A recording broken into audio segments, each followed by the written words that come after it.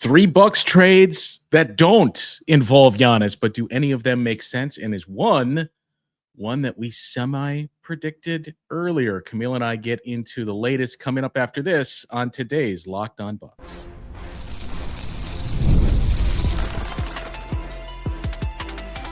You are Locked On Bucks, your daily Milwaukee Bucks podcast, part of the Locked On Podcast Network, your team every day. Welcome into Locked On Bucks. I'm Justin Garcia, joined as always by Camille Davis. We thank you for making this your first listen of the day each and every day. You can hear me on the Bucks Radio Network. You can find Camille on the Technical Foul podcast and on the Locked On NBA podcast as well. Today's episode of the show is brought to you by Game Time. Download the Game Time app, create an account, and use the code LOCKEDONNBA for $20 off your first purchase. So, Camille, ESPN put out an article. I think this was Zach Cram that did all of them, formerly of The Ringer, or at least did a few of these, where they surveyed their NBA experts and writers and started off with basically, what can the Bucks do this summer? They started out with some comps between the Bucks and the Lakers a few summers back. Or excuse me, the Cavs a few summers back when they were constantly facing this will LeBron James leave or won't he decision, went through everything that the Bucks had done leading up to this point. Obviously, the Chris Middleton trade, what they have available to them as we have gone over quite a bit. And it leads us to, okay, now that we got all the particulars out of the way, what can they do? And surprise of the summer, this wasn't 8 trades sending Giannis away from the Bucks, though the majority of the proposed trades were that. We still got 3 non-Giannis getting traded proposals here. So we wanted to one by one just walk through these, see what made sense, if any, of these deals, the specifically retaining Giannis deals that was. So there was 3 of them. One was a 3-team trade. We'll get to in a moment. One was a standard 2-team trade that has a pretty big bullet for the Bucks to bite. And then the other one was something that you and I had brought up previously and said, well, does this make sense? And you look at the contracts of the players involved and the assets that it would require and said, well, let's keep this one out there on the radar. We'll start with that one. The first proposal here to go through. And this one is by Zach Cram. Has the Bucks sending Kyle Kuzma, their 2031 first-round pick, and a pick swap in 2032 to the Brooklyn Nets for Cam Johnson, which I believe we almost verbatim, minus the pick swap, said, well, what about this one? When you look at the contract of Kyle Kuzma, there's 2 years remaining. Contract actually goes down in value year after year. I believe it's basically the exact same as what Cam Johnson is making. He's making 22.4 this year, 20.3 next year is Kyle Kuzma. And then in the case of Cam Johnson, he's making 20.5 this year, 22.5 next year. They're about the same age as Kuzma's about to turn 30. Cam Johnson just turned 29. Obviously Cam Johnson has some more value attached to his name. So, you know, I suppose we don't have to go too far in depth on this one because we already brought it up. But what did you think when you saw that one included? That's one that we've tossed around, as you mentioned before, of like, well, Cam Johnson does a lot of the things that you would be looking for in a wing player next to Giannis. In addition to his size, playing defense, he can shoot the ball. He shot 39% from 3 this last season on pretty decent value. He was taking about 7 threes a game and knocking down 39% of them. When you think about his ability to stretch the floor, get to some buckets there, in addition to the defense, he is the kind of player that fits. Now, ideally, it'd be someone a couple years younger than 28, 29. But again, when you're looking at what he can do on the court, he's someone that can fit. The question then becomes, is it worth the 2031 first round draft pick? And in addition to that, a pick swap the following year with the Nets. So that's the piece of it. Like initially when I thought about it, I was like, man, I think I would do this. And now I'm kind of like, I'm not as sure. Like he is somebody who kind of fits the mold of the type of players that I tend to like for Horst to bring in. Where it's like not an all-star, but there's a pathway for a little bit more opportunity here, which should increase your numbers going forward. So on the surface, I would not do this deal. The 2031 and 2032 draft capitals is too much for a Cam Johnson type player. He's 29 years old, as we mentioned. He's going to turn 30 during the season. At that point, you are what you are, I think. He is a good shooter. He's basically, when you look at all of his splits in the locations that he's shooting from, he's above average essentially everywhere. Not so much in mid-range, but I don't really care about that. But he's an above average field goal shooter. He's an above average corner three shooter. He's above average on making threes. His size allows him to finish at the rim too, where he's above average there. He doesn't do anything great in terms of shooting the ball. He just gives you above average marks. Now, is it better than who he would be replacing offensively? Yes. But he's not a great rebounder. I think as time has gone by, and the dangerous part of this is, which you mentioned, how much is it of it is the environment. But I do think defensively, sure, he can help you, but he's more of a team defender. And I don't think he's quite the defender that he gets talked up to be at times. So basically, you're looking at, in this trade, an upgrade at that position, no doubt. And he would, I assume, be your starting three alongside Giannis. And you look at a world where hopefully you retain Gary Trent Jr. We talked about, oh boy, is it a much larger market for Kevin Porter Jr.? And you're looking at potentially a starting five of those two guys in the backcourt, Cam Johnson and Giannis in the front court. If Bobby Portis opts in, or if you work on an extension, Bobby Portis, maybe that other name that I won't mention. And okay, that's a pretty decent starting five. Again, it's not Indiana. It's not even Orlando with what they pieced together, but you got Giannis, so you can feel confident in that. To me, it just comes back to he's going to be 30 years old. Yeah. I don't know how much more growth there is, even with an expanded role. And there's nothing in there that's great. It's just, yeah, this is upgrades over what we have, and it's above average. To me, Cam Johnson's the player you trade for when he's the final piece. We got everything else around him. We just need this to put us over the top. I don't think that's going to be the case for the Bucks. The draft capital is too much for me to include. And, while you could say, well, Brooklyn can probably get better offers. We know they've been asking for multiple firsts for Cam Johnson. You're getting two relatively tantalizing picks, and I think it's too fun for the Nets because, or twofold for the Nets because, as we've talked about before, the danger of trading that 2031 pick, the chances are Giannis is either gone or not the player that he currently is when you get into the 2030 season, 5 years from now. Yeah. The other part of it is, if you're Brooklyn, I'm more inclined to do this trade than I am to take multiple firsts, not only for that reason, but also because if this doesn't work, if he's not the final piece, and that's everything the Bucks had, there's nothing more they can do. Even with more flexibility next summer, there's no more assets for the foreseeable future until 2033. That's when the chatter of, do they have to trade Giannis? Does Giannis ask for a trade more specifically becomes even more unavoidable. And if you're Brooklyn, that's a guy they've been linked to. And you can say, well, we got these two things of yours. We'll start a package around giving you those things back and some other things. Yeah, and that makes sense. I mean, even when you look at all the chatter that's around Kevin Durant right now and all the Phoenix to Houston conversations, like from what I've gathered, a lot of that is Phoenix reaching out to Houston of like, hey, you got some of our draft picks here. Don't you want to give those back if I can give you Kevin Durant? And the Rockets are like, to a certain degree, like we're not trying to sell the farm here. But I think your point about that draft pick being that attractive to the Nets for that reason is really, really valid.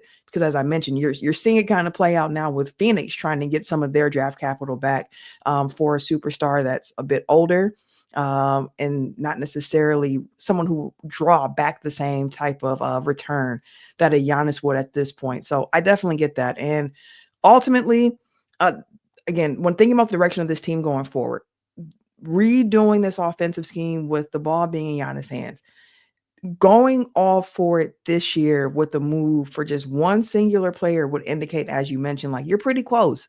This one guy can really change the calculus for your team. And I don't see that with this trade accomplishing that. Like another trade to look at, for example, is like down in Orlando. Yes, you can say it was an overpay for Desmond Bane, but like he fits what they're looking to do so perfectly in the conference that they feel is wide open. So why not take this chance right now to get a player who we think can push us over the top? I don't think Cam Johnson alone can push the Bucks over the top. I do think he'd be a good piece. Just because of what he can do, as you mentioned, above average shooting all over the floor, can play some decent defense, good size. So, like, yeah, but for the 2031 first and a pick swap the year after, I think it's a little steep. There's one modification I would make, and I'm curious if that sways you at all on that deal. So I do want to dig into that coming up after this. And then deal number 2 that was proposed by ESPN. We'll get into that after we get a refreshing update here from Camille coming up after this. Refreshing might even be an understatement because Olipop is a brand new type of soda. It's made for people who love the classic taste of soda, but they want something that can support their health. Olipop has just 2 to 5 grams of sugar and 9 grams of prebiotic fiber in every single can. So Olipop is reimagining soda in a way that's better for your gut. Traditional sodas are loaded with sugar, like 39 grams of sugar in Coke, 44 grams of sugar in Orange Fanta. Olipop flips that script with just a fraction of the sugar. No artificial sweeteners and gut-friendly ingredients like OliSmart, which is a blend that is shown to support digestive and overall health. It is a soda that tastes like the real thing, but actually does something good for your body. I have mentioned, me and this grape Olipop have gone together real bad since I've gotten my cans. Listen, this grape flavor is fantastic. And it feels good to actually open up a soda that supports your gut health rather than something that just pleases your taste buds for a moment. Like something that tastes good is also good for your body is Olipop. Something that just tastes good but gives you a lot of empty calories, a lot of sugar is regular soda.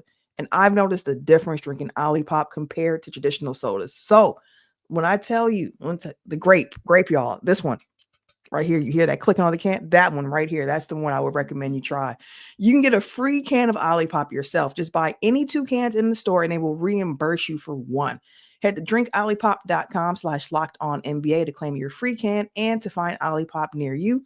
That's drinkolipop.com/lockedonnba.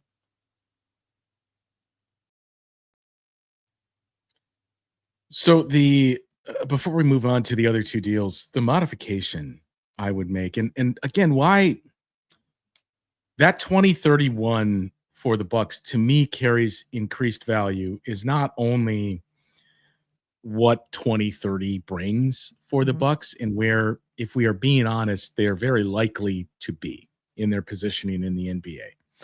But the fact that as we've talked about, and I do think this is worth a deep dive at some point this summer, the number of teams that have already offloaded assets in terms of draft capital, where we're suddenly reaching a point where it feels like 6 teams basically own every single draft pick from now until 2031. That just adds to the urgency and desperation for the Bucks with that trade, because when you look at other teams that are down bad around that time period, the Suns already traded their 2031 first.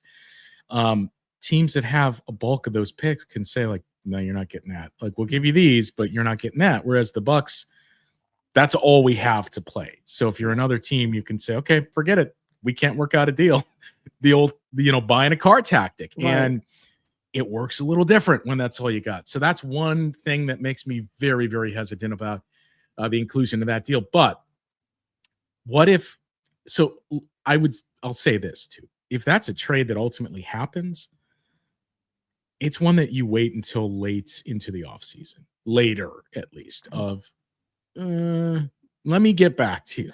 Got to go back and talk to the wife about the price on this car, and I'll get back to you. Because all right, let's see what else we got. If there's nothing else, and we have committed to, is the reports are out there. Bucks are actively pursuing ways to upgrade their roster around Giannis.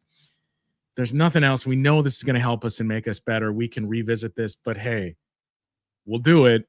We'll give you the 2031. We'll do a 2032 pick swap. We get our pick back this summer as well. I mean, yeah, that makes it a little bit more interesting there because it's what, number 19 in the draft, 19. I believe, this year. And Yeah, Brooklyn from has that. what, 4 or 5 picks in the first. They're not making 4 picks in the first. Right. So that giving some draft capital back, especially this draft in particular.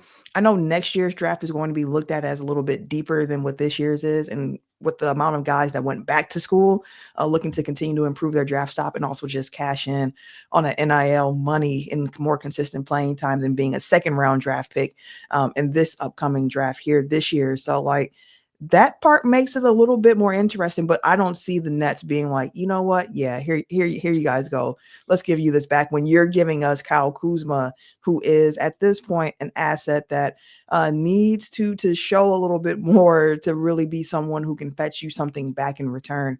Because although the start in Milwaukee got off pretty decently, him not being someone to contribute regular playoff minutes for the squad, other teams around the league saw that as well. So there's some rehab to the value that wouldn't be needed to have for Kyle Kuzma.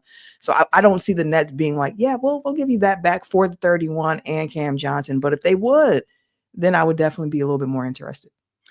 Yeah, and next summer, I got to pull up the list of names, but next summer is a better class in terms of free agents, much better than this summer. Jaren Jackson Jr., Julius Randle potentially out there again, Kevin Durant potentially, Luka Doncic as a player option, Paolo has to get paid. So you go up and down the list, De'Aaron Fox, there's a lot of names that are going to be out there next summer. And the one thing with that deal is you're not taking on money if you're Brooklyn, and next year that becomes an expiring deal where it's $20+ million, $20 million to say, okay, here's this. If you want this off your books, we can take something else and pair that with who we hope to go big game hunting for this offseason. So it looks bad now, but next summer it's a little different on the front of that Kyle Kuzma contract. But yeah, to me, it's just that can't be it. It can't be just Cam Johnson for the 2031 first round pick. Deal number 2 is a 3-team trade involving the Bucks, Chicago Bulls, and the Orlando Magic. So in this trade, the Bulls would get Kyle Kuzma, Andre Jackson Jr., and a 2031 second round pick. I believe that's the Bucks pick in this one. Okay. The Magic would get Pat Connaughton, Jalen Smith, and Javon Carter from the Bulls. 2031 first rounder from the Bucks, 2032 first round pick swap with the Bucks. And the Bucks would get Wendell Carter, Ayo Dosunmu, and Jet Howard. So you're getting in 3 pieces in this trade if you're the Bucks. But once again, you're giving up not just 2031 first and that 2032 first rounder pick swap, but also that 2031 second round pick as well. Wendell Carter's 26 years old. Jet Howard is 21. Around 20. Yeah. And then going to turn 22 this upcoming season here. And then the final piece in Ayo Dosunmu, again, you're adding younger talent in this deal. There's certainly some intrigue there. Dosunmu's 25 years old. So you're bringing in 3 pieces that are 26 and younger, but it's 3/4 to make up $1, it feels like. Yeah, I was like, do those 3 players really make you better? Now, Wendell Carter Jr. is somebody who I had interest in. We talked about him a bit last offseason. And he would certainly fit what you're looking to replace if Brook Lopez is gone. Absolutely does. Absolutely does. Jet Howard is a very young player, not a great 3-point shooter at this point in his young career. Hasn't really shown anything from distance in his first 2 years in the league, but has some other intangibles that are interesting about him. Good size. And Ayo Dosunmu, like, he had an injury plagued year last year for the Chicago Bulls, and I could see them wanting to get off of him with Josh Giddey coming to town and just being able to have a little bit more ball handling there. But ultimately, the players you're giving up for the Bucks in that trade, a Pat Connaughton who's on an expiring, Kyle Kuzma, who we've already discussed, Andre Jackson Jr., which I know for some Bucks fans would be like is that the young guy we want to send out? But also someone who I think, as I've mentioned, this offseason is going to be really, really big for Andre Jackson Jr. Like if this is the year where he has to try to put it together offensively a little bit more, I think, for this team. But ultimately giving up not only the 31 first round pick and then the pick swap, but also another second too. That feels like a lot for 3 young players who I don't know if they necessarily put you into a contending tier. Like they give you some interesting things for sure. I'm interested. But if the draft capital is that steep, I would need a little bit more than just like, I'm interested in seeing how this plays out. This, I think, was clearly the worst of the 3 deals for the Bucks because of the draft capital that you're once again giving up, because of the fact that I don't think any of those players, and we just kind of picked through the warts of Cam Johnson. I don't think any of those players are close to Cam Johnson. But most importantly, you're not. Wendell Carter's improved his shooting through the years. You're not doing anything to address your spacing. You're making it worse with those 2 guys in Io DeSumo and Jet Howard, putting those pieces around Giannis. And that's what you got to lean into, 2-way guys that can shoot. Where Giannis is going to be your big and your point guard, just surround him with shooters and guys that can hold up defensively. To me, this doesn't solve that. So this, I have ranked the lowest on my board of proposed trades, which may sound crazy when we go through the 2 names and one specifically that was proposed in the final deal here. So we'll run through the details on that one coming up after this on Locked On Bucks. Time to talk to you now about our friends over at Game Time, today's show sponsor. Nothing like the NBA playoffs, the intensity, the buzzer beaters, fans losing their minds. It is the kind of atmosphere you must experience live. We have seen it all throughout the playoffs this season. Hopefully it doesn't end tonight. If you want a chance to get in, Game Time makes it fast and easy to get seats, even for the biggest playoff games. Prices on the app actually go down closer to tip-off. And with killer last-minute deals, panoramic seat views, and no surprise fees, Game Time is a total game changer. We mentioned it before. It's the summertime. It's a time that a lot of you guys are checking off your bucket list of baseball tours and going on those road trips, and that's where Game Time comes in with the ultimate assist for all of those reasons. See a panoramic view from your seats in stadiums you haven't been to before. Don't have to worry about getting to that checkout screen and being surprised with some additional fees before you close that deal. And you get the Game Time guarantee, meaning you know you're getting the best deal. If you find a better price in the same row and section, they will credit you 110% of the difference. We saw the NFL schedule release just dropped as well, so it's time to start looking at those fall plans and hitting up some NFL stadiums. You'll find great seats for as low as $100 thanks to exclusive discounts if you're planning that NFL stadium tour. So take the guesswork out of buying tickets with Game Time.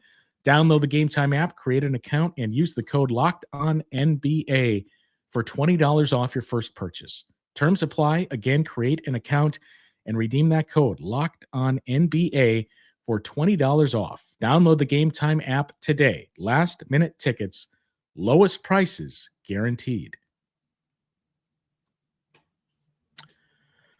So that Magic and Bulls and Bucks 3-way deal, I said I would rank that third.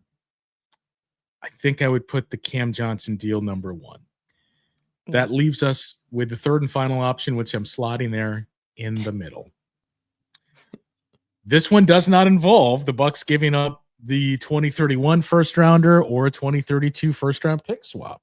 This one, which will appease a lot of Bucks fans, includes Pat Connaughton being shipped away. But the deal is Pat Connaughton and Damian Lillard go to the Phoenix Suns for Bradley Beal, Royce O'Neal, and the Suns 2025 this summer, next week, first round pick, which is number 29 overall. It is not their own. It was parts, I believe, of that 3/4 for $1 trade where they traded their 2031 first rounder for 3 firsts. So you don't give up any draft capital. You send out less money because of Phoenix's cap situation. They can't take back more. And you get a player that is going to play now, basically, in Bradley Beal. You get a wing piece, albeit an older one, in Royce O'Neal, and you even get a first rounder to add to the mix. But it involves Bradley Beal, which is a polarizing name, and also includes Bradley Beal having to sign off on his no trade clause. So he has this year under contract for $53.6 million, which is about $1 million less than Damian Lillard. And then he has a $57.1 million player option next summer. Dame has a $58.4 million player option next summer. I do wonder if, so in this scenario, if this trade were to happen per se, I do think in terms of fit, it gives Bradley Beal a better opportunity to rehab his value. And then I don't know that it's a given he would pick up the player option. Maybe he opts out and signs a 3 for 120 type of thing. I suppose I would still side towards him picking that up. It's like a 60 there, but you can talk yourself into that fit. I do wonder what that means about your pursuit over Gary Trent Jr., as that would be kind of redundant since we both agreed. I think Gary Trent Jr. needs to start on this team. We saw the fit of Bradley Beal either trying to play point guard or moving up to a 3 in that team with Phoenix last year and last 2 years. It didn't work. But to me, you know, the biggest thing, number one, it also kind of feels like you would do Dame dirty a little bit there. And the biggest thing why I just, even if Bradley Beal were to say, yeah, I'll sign off on this, I just don't see this as being feasible, is Phoenix would be taking on a player that at best is not going to play until probably late March, April, and losing Bradley Beal. Now you could say, well, look what the Clippers said about Paul George as an addition by subtraction, but Phoenix has no incentive to be bad next season, even though they're going to very likely be bad. So they can't really say, okay, we'll just view this as a quote unquote gap year and play for next year because they're in the same boat as the Bucks with their assets that have been kicked down the road and not having that and basically just saying it's Devin Booker and whatever we get for Kevin Durant. Doesn't feel like that's going to be a good team. And in terms of your gift wrapping, whoever it is, I can't remember now, that has the 2026 first rounder of the Suns, a pretty good deal. Yeah, a very good deal at this point. And this is one of the trades when I saw it, I was like, I don't know if Phoenix would do this. I know Phoenix really does want to get off the Bradley Beal contract, which I can imagine, but that no trade clause can be a bear to work around there because he has the right to refuse any location that he does not want to go to. In addition to that, they'd be bringing back Dame, who probably would not play for most of the season in a year when they're trying to pitch their franchise cornerstone Devin Booker on, hey, we're reevaluating how we're doing things. We want to take this seriously. We want to build around you. We want a winner, so on and so forth. And then it's like, but you went out and traded for a player who we won't be able to see until very, very late on into the season. That's the part of it for me where it's like for Phoenix, I don't know if they would do it. For the Bucks, this is a deal that I would consider a lot more if they strike out on Gary Trent Jr. If something happens this summer where it's like we cannot bring Gary Trent Jr. back, he signs for too much money elsewhere, and then you're looking like, well, who else can we put in that shooting guard spot? Then I would consider a little bit more from the Bucks side of things. Again, don't know why Phoenix would do that. And on top of that, you wouldn't have you wouldn't be able to make the pick in the first round for yourself. It would be that player just being traded at that point if, you know, you can't get Gary Trent Jr. back, assuming this is happening in free agency, so on and so forth. So there's a piece of that where it's like you have to like who they picked in addition to getting back Beal and Royce O'Neal, who's a little bit older, doesn't really fit the type of player that I'm looking for the Bucks to bring back in this stage for the Bucks rebuild or retool, gap year, whatever you want to call it. So it's one of those trades where it's like, I love that you don't have to give up assets yourself. But taking back that Beal contract for this year and next year, I think he opts in to that player option next year, gets that money. I don't know. Like, I wouldn't be thrilled with it. But again, if they didn't get Gary Trent Jr. back, I could talk myself into it. And yeah, to your point, this isn't a deal that could be made before the draft. So it would have to be, you agreed in principle to the trade. The Suns select that pick at 29. I think it's the Cavs pick that they have. So they take that pick. That player's included. So, I mean, you're basically shadow GM telling the Suns this is the guy that we want, and then the trade is consummated afterwards. The other thing to not like about that one is we've spent a lot of time already this offseason saying, I think we've moved into the era where Giannis needs to be the oldest player on this team, and that deal would bring you Bradley Beal, who's going to turn 32, I believe, before the season starts, and Royce O'Neal, who's already 32 years old. So their contracts both, we think, run through next season, depending on what Bradley Beal does with that player option. But yeah, I mean, the good part is, hey, you're not giving up draft assets here. The bad part is, even that first round inclusion, it's the 29 overall. You can't do anything with it either. I mean, that's the other valuable piece of getting first round picks in deals is, if it's a future, it opens up a pick for us to trade down the road, or it's something that we can trade and add that to a package. And that's not the case here. So yeah, I mean, I don't like this one much better than that Magic Bulls 3-way deal. I think those are both well below that Brooklyn Nets proposed deal for Cam Johnson. But the gist of it all is, none of these are the trade. None of these three are the perfect deal.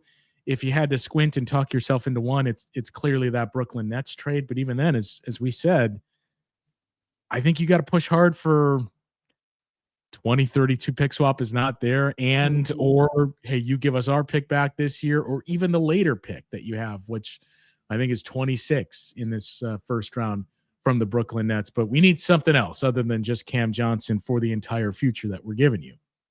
Yeah, could not agree more with that. And that's the tricky part of it. When you're so asset strapped like the Bucks, trying to make a move this offseason, when you only have that 2031 draft pick really to throw out there, plus that pick swap in 32, it limits you. And for me, I would rather the Bucks hold on to that throughout this offseason and see what they can do in free agency. Now, if free agency does not shake out in a way where you feel you can put together a team that's going to, even be able to compete for that top 6 seed in the East, then consider some things. But if you're able to make it through this summer with that draft pick still in tow, and then you get to next offseason where you have access to a few more draft picks, a few more things you put on the table because of the stepping rule, then you might be able to get you what you're actually looking for. But can you just wait for that right deal to come in front of you? And on top of that, can you find maybe some gems, if not in the draft, also just through free agency, through your 2 ways? Because one thing that Horst has done well, like the draft picks, yes, there's definitely not to be desired with the draft picks that have been made.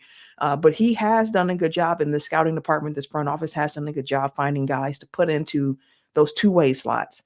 You're looking at Ryan Rollins and AJ Green now, guys who are looking to contribute to this Bucks team who started off as 2-way guys. Can you find your next Pat Connaughton? Can you find these guys in the free agency, realm where it's like they didn't get a big opportunity there, or they need to rehab value?